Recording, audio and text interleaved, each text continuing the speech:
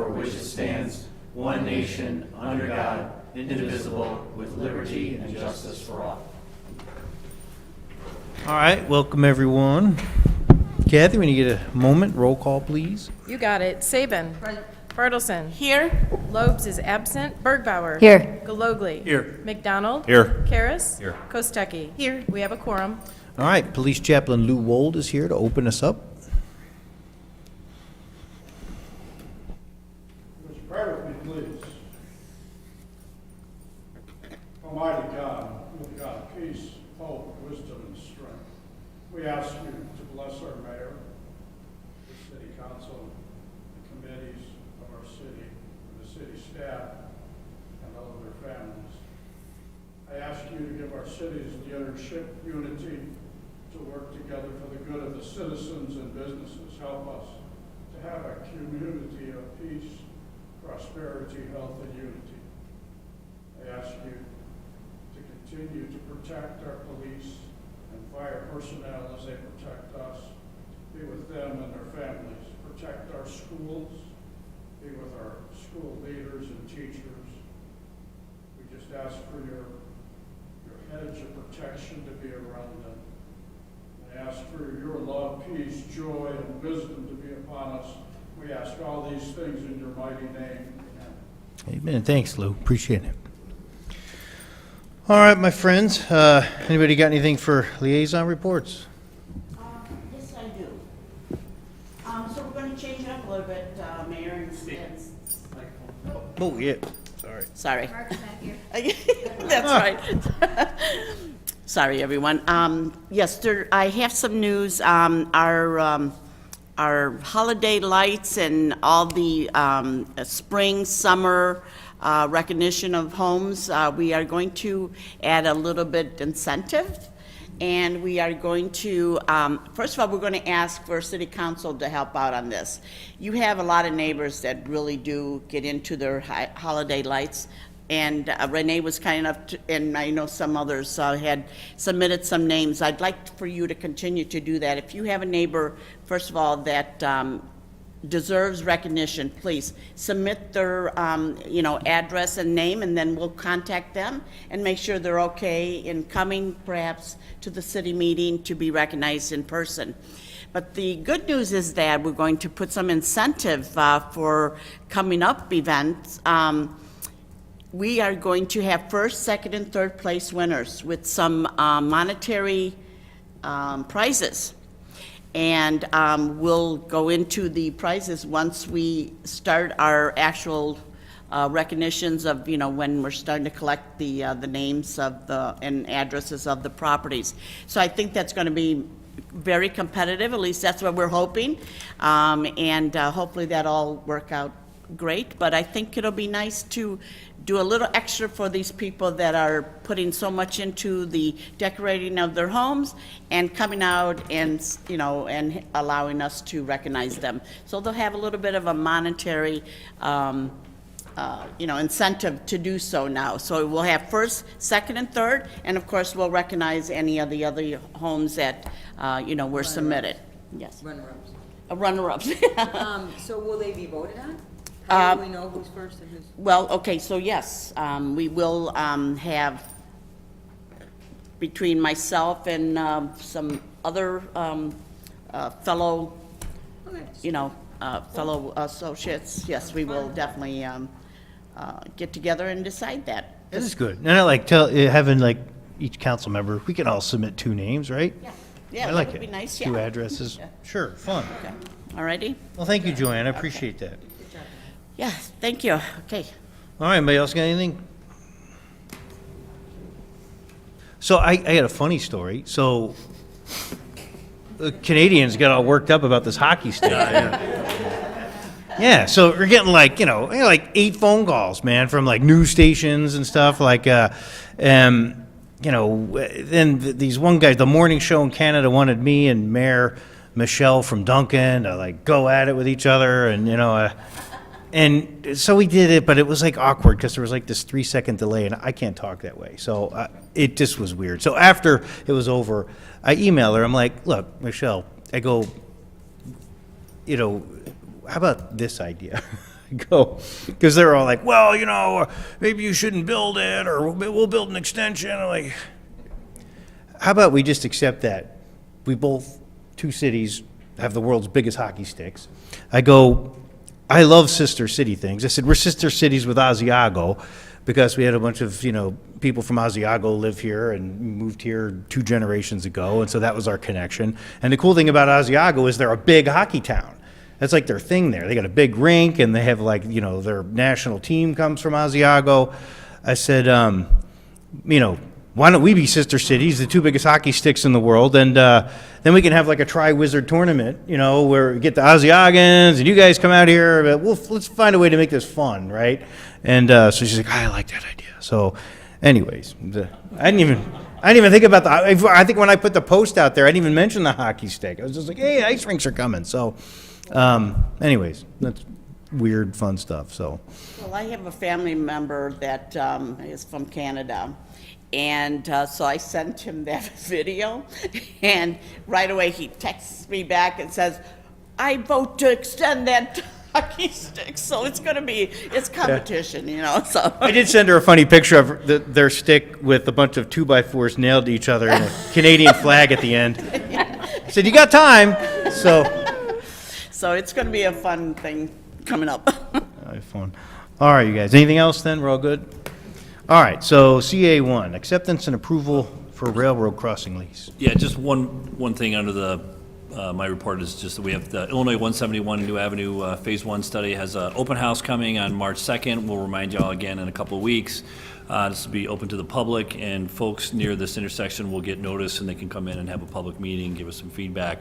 This was the original idea of, there was a slip lane, and then it was going to be a traffic circle, but the geometry didn't work, and now IDOT's interested in having a signalized intersection, so I think that'd be a very safe alternative. So we're just moving this phase along, and we have to have an open house for it, so.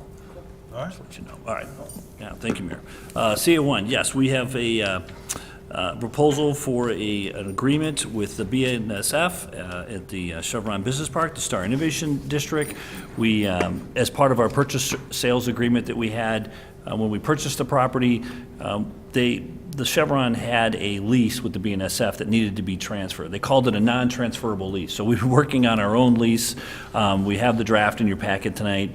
We'll be seeking approval for Resolution 23009, approving this agreement with the BNSF. This is the location of it. It's not really a public crossing. It's really considered a private crossing, since the entire property is fenced in, and then even the crossing itself is also fenced and locked.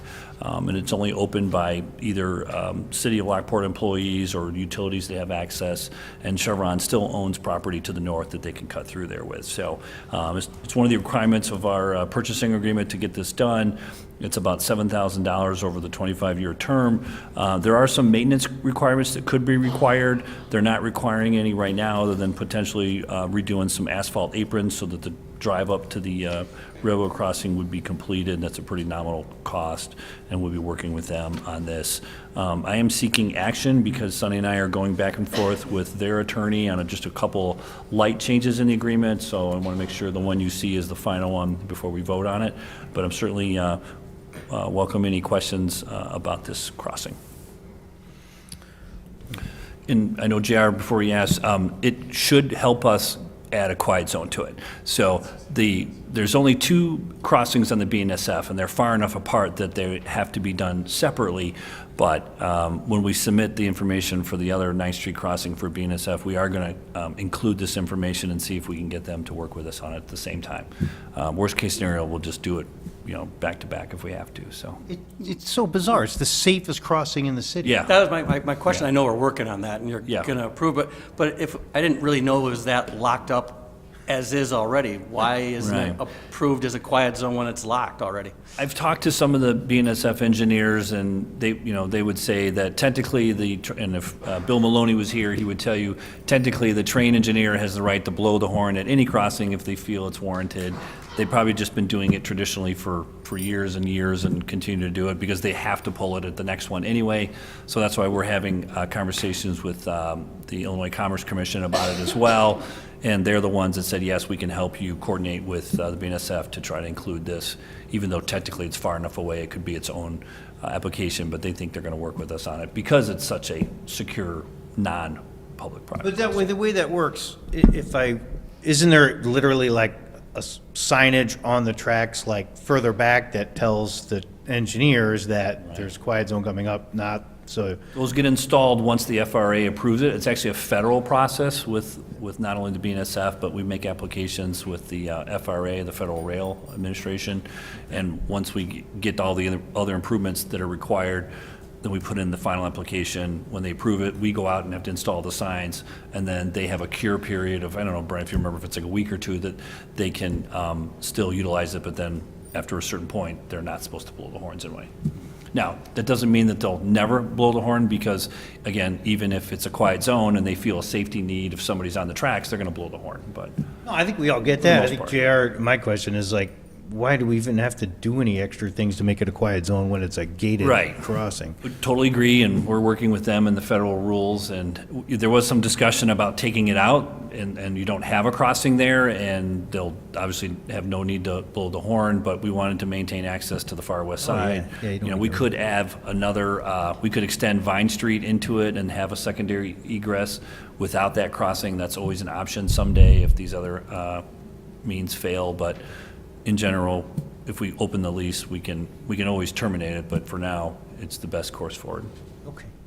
Yeah, sure. So, if there's no more questions, okay, I have you wanted one. to act? That's got one. Okay. Of course. One of the residents down on the west side asked me about that. How's that progressing? You got an ETA as to when that's going to go into play? Yes, JR's been on it each Friday. We are actually out to bid right now. We're doing a bid opening tomorrow or Friday, I think. They're coming back. So we'll have the results for the cost estimates for some improvements that we need to do at the old 9th Street crossing to finalize that. Some of those are more unique because of that situation there. There's some fencing and some things we have to do, but I think we budgeted $450 in the budget this year. Hopefully, we're going to be under $500,000 to get that done. If the bid comes to you and you award it, as soon as weather breaks in the spring, we can start doing some of that work. It literally could be done by this summer, and the application process at that point doesn't take that long. It's just submitting paperwork, and they come out and do a site inspection to verify we did everything they told us to do, and then they post. So it could literally be quiet by the holidays this summer. Cool. Right on. All right. Then we'll put it down for action, please, and thank you. All right, Public Works, intergovernmental agreements, what's going on? Good evening, Mayor and Council. One item on the agenda this evening. Bringing to Council for consideration is our IGA with the Lockport Township Road District and the Homer Township Road District. There's an existing bridge that is on Smith Road. It's just south of 135th Street near the Big Run Golf Course, or adjacent to the Big Run Golf Course. This bridge is in very poor shape. There's several, there's one of them. Those are the pictures that I was looking for. So there's several pictures in here that show the deterioration and the need of the bridge to be replaced. The condition that it's in right now has forced the bridge to be downgraded, downrated, and so no trucks, no buses. It would be in an emergency situation, obviously emergency fire trucks and those types of things can cross it, but again, it is far below the rating that is required for those types of vehicles. The Smith Road location that this is in, the east half is Homer, the west half is Lockport Township, so it just happens to be right on that township border. With that being the case, both of those agencies have secured funding, so they've secured 80/20 STP road bridge funding for this project. With it being in proximity to Lockport, with it being so impactful to all of our residents, to our schools, we've had actual school buses in the past when they go north on Smith Road. They can only go up to that Tamling Drive because that's the last turnaround that they have before they can safely cross Smith Road. So if there's a resident, which there has been in the past, that needed to be dropped off or needed to get north of Tamling, but south of this bridge, the actual student was having to walk, or is still having to walk along Smith Road. So there is a lot of safety concerns. There's a lot of concerns regarding, again, emergency vehicles, buses, and so for those reasons, we are recommending that this be a three-party cost-sharing agreement. Again, it's an 80-20. The cost for the overall job right now is estimated to be $2.625 million. Split 80-20, that would be it's $525, and then again, split three ways, about $175,000 for each party. So that would be Lockport Township, Homer Township, and the city of Lockport. Right now, what we're asking for would be phase one. Phase one total is $39,000. That would be the cost sharing that would be the 20% share. So we're asking for $13,000, which would be the city's share. Again, it's a project that we feel like it's a regional project that would be very beneficial to the city, and the partnership with both of these other agencies would be beneficial to the region. So this evening, we're asking for council's consideration for approval of resolution number 23010 to equally share in the 20% cost to the engineer and the repair costs. So this is also the construction.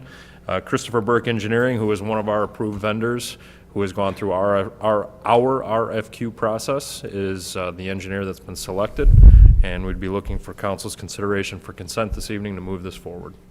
Can we assume that we have Homer's written contract that they're going to pull through on their end? They've already signed it, yeah. Yes.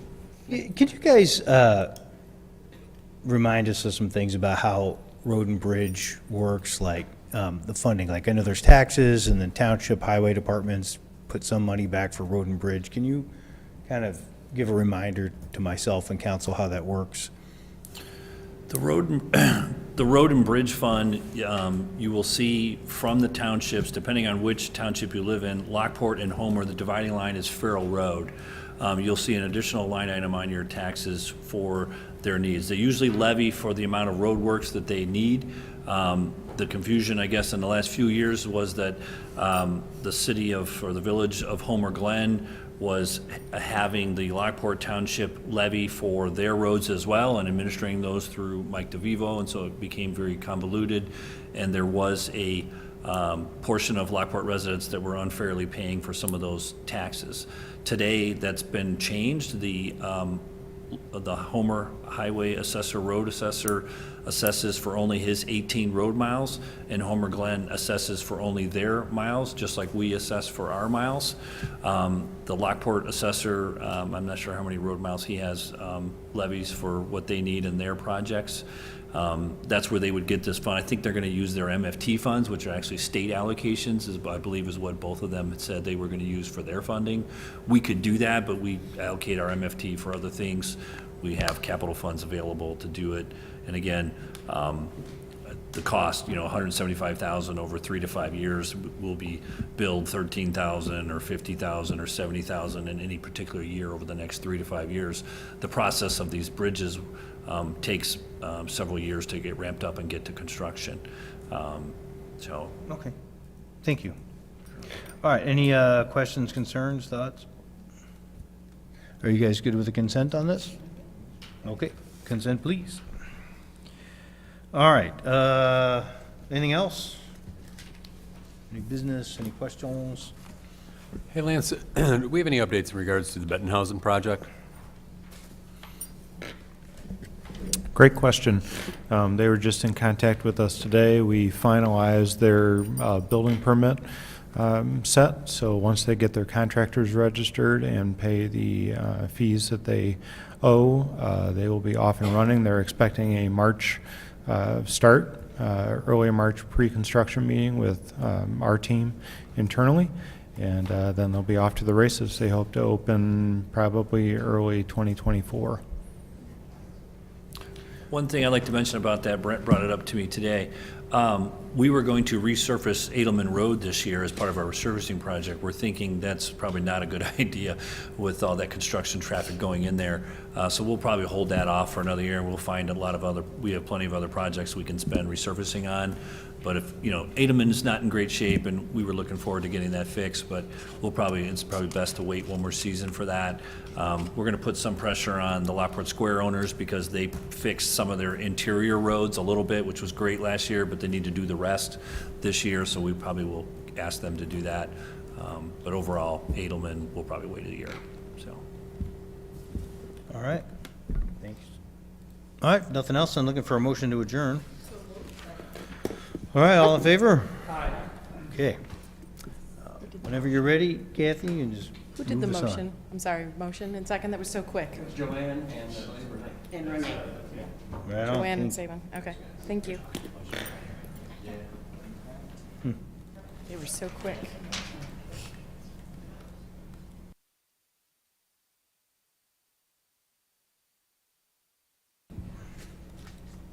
All right, roll call. Saban. Bartleson. Here? Lobes is absent. Bergbauer. Here. Galogly. Here. McDonald. Here. Karas. Here. Kostecki. Here. We have a quorum. All right.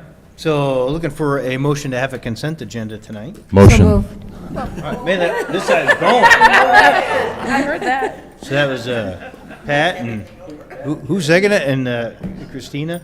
All right, all in favor of that then? Aye. All right.